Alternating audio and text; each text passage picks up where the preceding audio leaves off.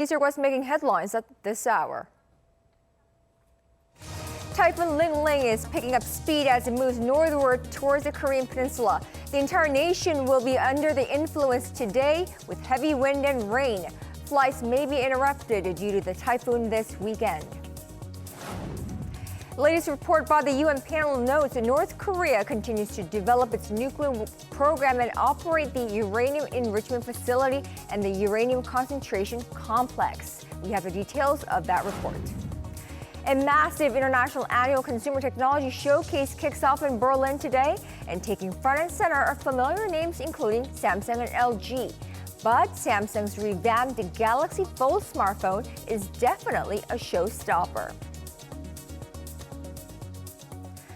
But we begin with the weather conditions here in Korea. The heavy rain on Thursday has now come to a temporary halt in most parts of the country, but more rain is in the forecast with Typhoon Lingling fast approaching. Let's go live to our Lee Min-sun. She is at Jamsu-gyo Bridge in southern Seoul. Min-sun, so how are conditions looking like? Hi, Gonyong. The heavy rain that poured down last night in most parts of South Korea, including Seoul and surrounding Gyeonggi-do province, has stopped in most areas. But Typhoon Lingling is moving up north at a rapid speed and is expected to bring strong winds and more rain to the country. Typhoon Lingling is a medium-sized typhoon with very strong intensity and maximum wind speed of 145 to 180 kilometers per hour. The typhoon is making its way from west of Okinawa, Japan, toward the Korean peninsula and will hit waters west of Jeju Island from Friday morning. It is forecast to affect most parts of the country on Saturday. Some parts of Jeju will get more than 400 millimeters of rain, and some parts of Jeollado province and the west of Chungcheongnam-do province will get over 150 millimeters of rain on Saturday. The typhoon will then leave South Korea and move over North Korea and China on Sunday. Right, so we're hearing that Typhoon Lingling is going to be quite a strong typhoon. How can we better prepare for the typhoon so that we can minimize the damage? Typhoon Lingling is expected to be one of the strongest typhoons to hit South Korea. Previous typhoons that traveled along the west coast of Korea had severely damaged the country. Typhoon Gonpas in 2010, which followed a similar route as Lingling, killed 6 people. But Lingling is traveling even closer to the peninsula and has stronger winds and winds that can knock down trees. The government is holding a meeting to consider activating the main disaster control headquarters. Local governments are also on emergency watch and are inspecting vulnerable areas. People are advised to stay indoors during the peak hours and check sewers and windows in residential areas. That's all I have at this hour. Back to you, Gonyong. Thank you, Min-sun. Do stay safe. Now, the latest reports from the UN Security Council committee that monitors the implementation of sanctions against North Korea show that the regime has been evading the measures and has continued its development of intercontinental ballistic missiles. First, here's our Lee Seung-jae with more on that latest report.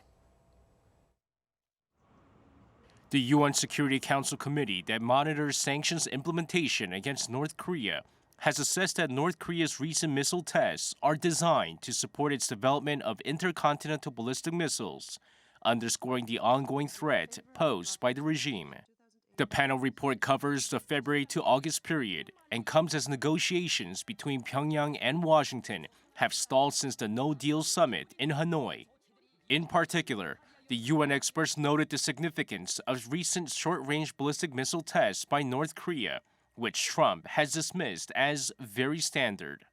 According to the UN report, the new class of short-range ballistic missiles launched on May 4th and 9th, as well as 2 missiles described by the North as a new type technical guided weapon launched on July 24th, are evidence of the regime's ability to master key components of ballistic missile systems.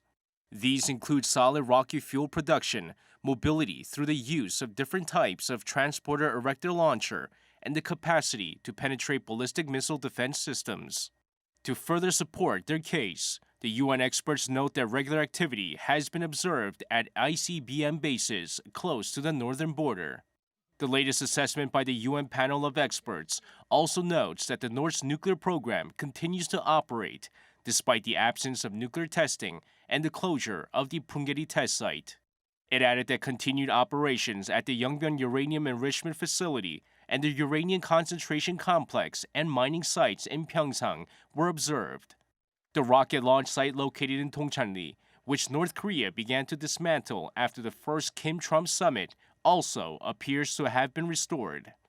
Aside from the progress on their weapons program, North Korea has shown progress in its cyber attacks as well.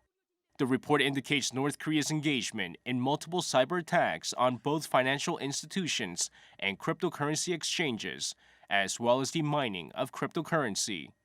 Such moves allow the North to evade financial sanctions by engaging in theft, which circumvents the ability of UN member states to freeze and prevent the transfer of assets. Lee Seung-jae, Arirang News. Now, continuing on with that report, in that report it says North Korea continues to import luxury goods that it's banned from buying by the UN Security Council.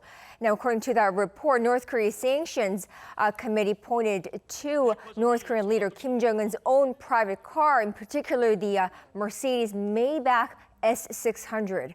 Also, he said more than 100,000 bottles of vodka that were being taken to North Korea several months ago were seized by another UN member country. Pyongyang is also apparently selling fishing rights to other countries to earn foreign currency. The report said fishing boats from other countries have been seen obtaining or working to obtain fishery rights in North Korean waters.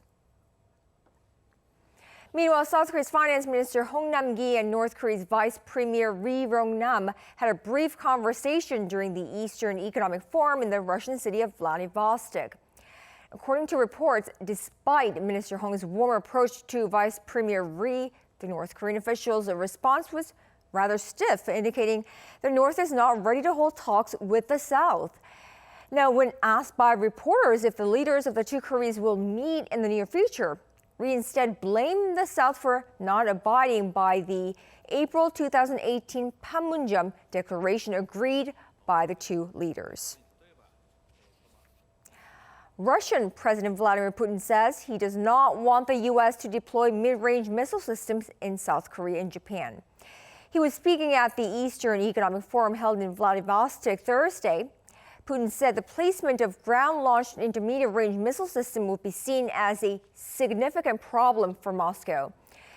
He said the deployment may be carried out under the pretext of preventing threats from North Korea, but that a large part of the Russian territory would fall into the range of the missile system. Putin also said that Russia would produce new missiles that would have been banned under a nuclear arms treaty which the U.S. pulled out of last month.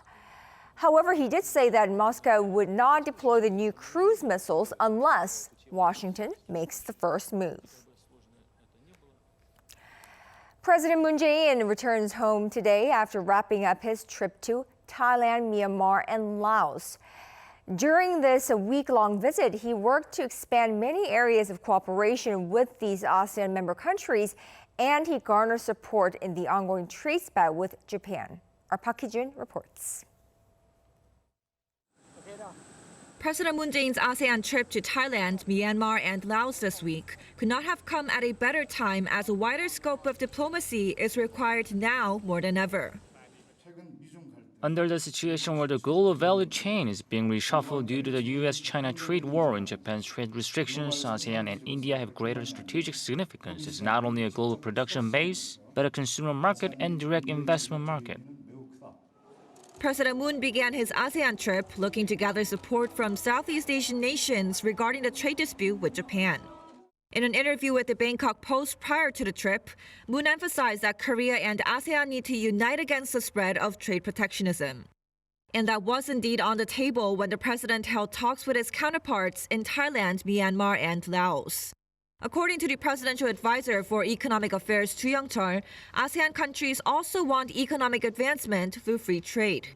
During the talks, they shared the belief that a fair free trade order needs to be maintained. But there will be competition for Southeast Asian nations' support as Japan has already established a large influence in those areas over many years. The presidential advisor says competition and cooperation with Japan will have to coexist if Korea wishes to keep a strong presence in the area. Nonetheless, Korea was successful in securing a wide range of cooperation with the three nations as part of President Moon's efforts to reduce Korea's economic dependence on Japan. Korea and Thailand agreed to increase exchanges in technology related to the Fourth Industrial Revolution.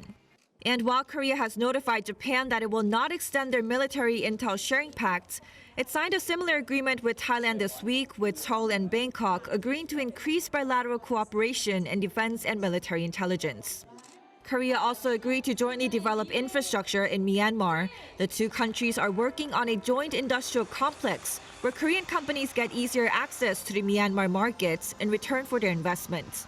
And in Laos, President Moon announced his vision for expanded ties between Korea and the Mekong region, agreeing to help develop infrastructure along the Mekong River. All three nations also reaffirmed their support for the Moon administration's efforts to establish complete denuclearization and lasting peace on the Korean Peninsula. President Moon is now the first South Korean leader to visit all 10 ASEAN nations. The partnership he built with the Southeast Asian nations will be foundational when Korea hosts the South Korea-ASEAN Special Summit and the South Korea-Mekong Summit in November this year. Park Hee-jun, Arirang News, Vientiane. Now, over in Seoul's parliament, South Korea is holding a much overdue and highly anticipated confirmation hearing for Justice Minister nominee. Rival parties are expected to clash as they question Cho Kuk over mounting allegations against him and his family, such as making suspicious investments in a private equity fund, as well as alleged fraud involving his daughter's college admission. The ruling party is expected to defend Cho and claim that he is fit to serve in the administration and carry out judicial reform, while the opposition bloc is expected to make the case that Cho's nomination should be scrapped. A two-day hearing was initially scheduled for earlier this week, but was called off because of intense wrangling over whether Cho's family would be present to testify. Now, for Friday's hearing, rival parties agreed to summon 11 witnesses who do not include Cho's immediate family. South Korea's tech companies Samsung and LG Electronics are leading the world in the latest display technology in this year's IFA show, which opens today in Berlin. Our Oh Soo-young gives us a sneak peek of the most eye-catching attractions. It's all about bending the rules at this year's IFA, the world's biggest consumer electronics fair, with South Korean tech giants breaking the conventions of display technology. What I find really interesting is the things that are new and only just coming into the shops, especially rollable and foldable displays. These devices will be very expensive, but they show the direction we're heading in. Samsung's $2,000 foldable smartphone, the Galaxy Fold, is a major showstopper, featuring the world's first Infinity Flex display. There has been high anticipation around its launch after the initial release date was delayed by months due to screen defects, as well as Samsung's competition with Huawei in releasing the industry's first major foldable smartphone. When Samsung's Galaxy Fold first broke cover in February, everyone was super excited about it, and all the technology enthusiasts wanted to go out and get one, despite the high price. I'm worried that perhaps now, given the delays, given the problems, people will be a little more nervous. However, when you get the product in your hand, I have to tell you, it does feel lovely, and it really is the ultimate kind of technology gadget bling on the market right now. The Galaxy Fold goes on sale in Korea Friday and will be released at later dates in Europe, Singapore and the United States, available in both 4G and 5G. Meanwhile, LG is also showcasing a world's first, a 65-inch TV that can be rolled out of sight into a sleek box when not in use. The OLED model was first revealed at the Consumer Electronics Show in 2018 and is expected to go on sale later this year. The IFA show runs until next Wednesday. Oh Soo-young, Arirang News. South Korea drew with Georgia in a friendly match in Istanbul on Thursday ahead of the first match of the World Cup qualification stages. Following a dismal performance in the first half, Bordeaux forward Hwang Ui-jo came to the rescue, scoring both goals for South Korea in the second half as the match finished 2-2. Now, this brings Hwang's goal tally to 9 in 17 matches, the highest among his peers under coach Paulo Bento. The Portuguese coach on Thursday criticized the team's performance, however, calling it the worst he's ever seen with a lot of bad passes. Team Korea will play against Turkmenistan next Thursday as part of the qualification stages for the 2022 World Cup.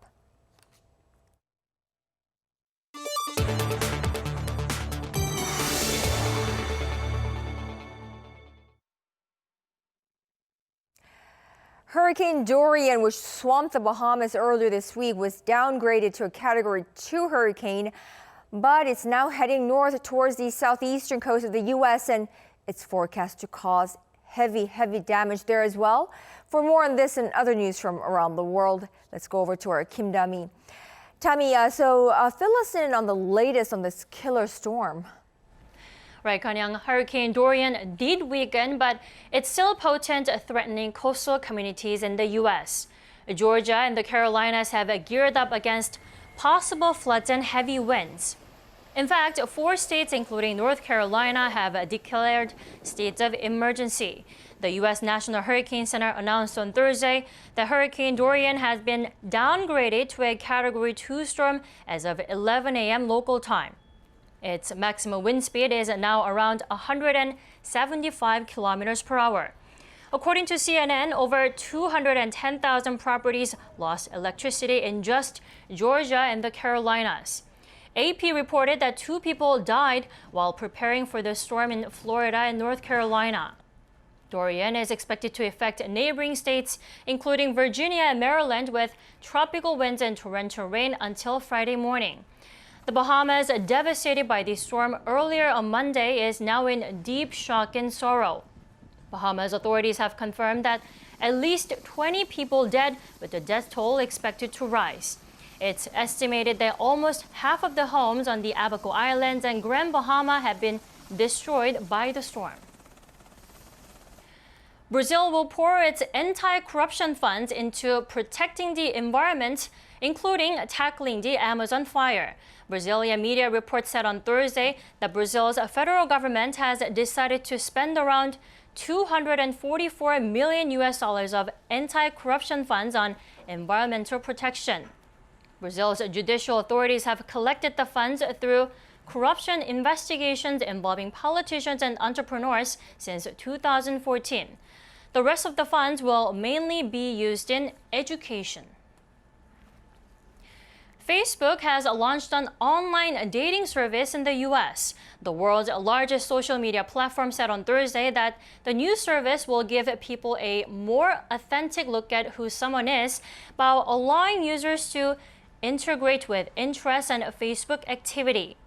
Users who must be 18 or older can enjoy the service by creating a separate dating profile. Facebook then will recommend matches not on the user's friend list, and users can set their preferred age, religion, and height of their potential romantic partners. Facebook dating is now available in 20 countries, including Brazil and the Philippines, and is set to roll out in Europe early next year.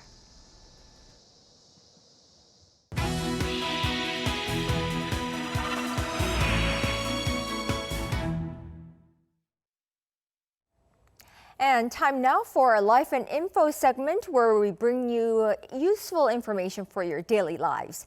Now, millions of Koreans will be traveling around the country next week for the Korean Thanksgiving holiday, Chuseok. And for them, the Agriculture Ministry of Seoul has announced 30 go-to spots to enjoy street food. Now, 2 of the most famous ones are more than 100 years old. Those are Bangam-mori district on Daebu-do Island, which is about a 60-kilometer drive from Seoul. It's famous for wheat noodles, buckwheat noodles, I believe. The other is the area near Kasan-sansong Fortress, just outside of Daegu. Now, to see the list of street food destinations, visit the website of the Agriculture Ministry to find out more. With almost a third of all households in Korea consisting of people living alone, so single households, eating alone is an everyday event for many Koreans. And the same goes for drinking alone as well, but experts are warning against it. And our Chuseok tells us why. In 2016, the Ministry of Food and Drug Safety surveyed some 2,000 South Koreans aged between 20 and 40 who drink alcohol and said about 70% of them have drunk alone in the last 6 months. And about 30% of those said they drank alone more often in the last 6 months than in the 6 months before. This rise in the number of people drinking alone is due to the increase of single-person households in the country, which took up only 9% of all households in 1990, but now makes up almost 30% of households. While many people prefer to drink alone these days, some experts warn that this could lead to some negative health effects, such as alcohol addiction. If you drink alone, you're more likely to drink more and more on a regular basis than when you drink with others, and there's no one around you who can check on your heavy drinking, which could lead to alcohol addiction. The addiction is serious because it could develop into alcohol-related dementia. Dementia usually happens to elderly people, but alcohol-related dementia occurs in younger people. The expert recommends paying attention to some warning signs. Drinking more and more on a regular basis and drinking to get to sleep are notable signs. Seeking liquors with high alcohol volumes and experiencing blackouts and withdrawal symptoms such as tremors also show an addiction to alcohol. Fortunately, there is a way to drink alone while minimizing health risks. When you drink alcohol, don't forget to drink lots of water to help your body slowly absorb but quickly break down alcohol. Eating fruit while drinking also prevents brain damage from alcohol. Health professionals say that deciding on how much and how long to drink further reduces the adverse health effects of drinking alone. Chuseok, Arirang News.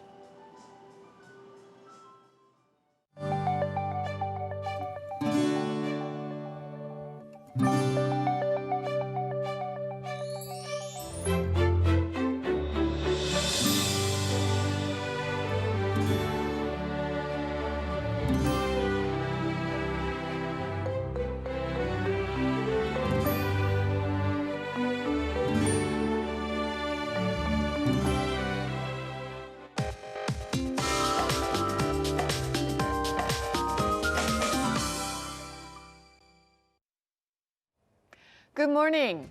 The rain has stopped in most areas, but there is still a chance that we'll see heavy showers due to Typhoon Lingling during the day. And the typhoon is forecast to smash into Korea with powerful winds and heavy rainfall. And you know, Lingling could be the strongest typhoon to hit the west coast of the Korean peninsula in 45 years. And Lingling is forecast to bring high winds to the country, delivering wind speeds of 40 to 50 meters per second to the south and west coast. And that's strong enough to knock down trees, so take extra precautions. In southern coastal regions and mountainous regions of Jeju Island will see downpours, while Jeju and the southern provinces will be affected by the typhoon from this afternoon into tomorrow morning, while central regions will be impacted the most from tomorrow afternoon into Saturday night. And as for today's daily highs, it will go up higher for most areas, Seoul, Daejeon getting up to 30 degrees Celsius. That's Korea for you, and here's the international weather for viewers around the world.